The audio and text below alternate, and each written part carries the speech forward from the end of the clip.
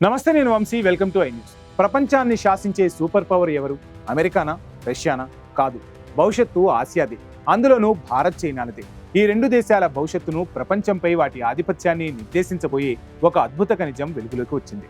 అదే భవిష్యత్తు పరమాణు ఇంధనం, థోరియం.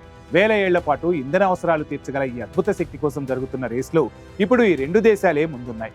ప్రపంచంలోనే అత్యధిక థోరియం నిల్వలున్న భారత్ ఎక్కడుంది? ఈ రేస్లో చైనా మనకంటే ముందుందా? ఈ అద్భుత ఇంధనాన్ని ఎవరు ముందు దక్కించుకుంటే వాళ్లే భవిష్యత్ ప్రపంచానికి రారాజు. ఇంతకీ ఏంటి థోరియం కథ?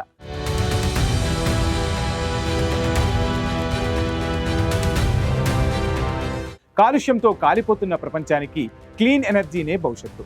ప్రస్తుతం అణువిద్యుత్కు వాడుతున్న యురేనియం నిల్వలు తక్కువ, దాని వ్యర్థాలు అత్యంత ప్రమాదకరం. అందుకే ప్రపంచం ఇప్పుడు యురేనియంకు ప్రత్యామ్నాయంగా మరింత సురక్షితమైన థోరియం వైపు చూస్తోంది. ఈ థోరియం నిల్వల్లో మనమే ప్రపంచానికి రాజు. ఏకంగా 1.07 మిలియన్ టన్నుల నిల్వలతో భారత్ అగ్రస్థానంలో ఉంది. ఇటీవల చైనా కూడా భారీ నిల్వలను కనుగొని మనకు పోటీగా నిలిచింది. ఈ రేసులో చైనా రాకెట్ వేగంతో దూసుకుపోతోంది. 2011లోనే రీసెర్చ్ మొదలుపెట్టి గోబీ ఎడారిలో మాల్టన్ సాల్ట్ రియాక్టర్ ప్రోటోటైప్ను నిర్మించింది. ఇప్పటికే అది పూర్తి స్థాయిలో పనిచేయడం ప్రారంభించడమే కాకుండా 2025లో ఏకంగా కమర్షియల్ ప్లాంట్ నిర్మాణం కూడా మొదలుపెట్టేసింది. 2030 నాటికి చైనా తన ఇళ్లకు థోరియం విద్యుత్ను అందించాలనే లక్ష్యంతో ముందుకు సాగుతుంది. మరి మన సంగతి ఏంటి? మనం చైనా కంటే వెనకంజలో ఉన్నామా అంటే అవుననే చెప్పాలి. మనం ఫాస్ట్ బ్రీడర్ రియాక్టర్లు అనే మరో అత్యాధునిక టెక్నాలజీపై దృష్టి సారించాం.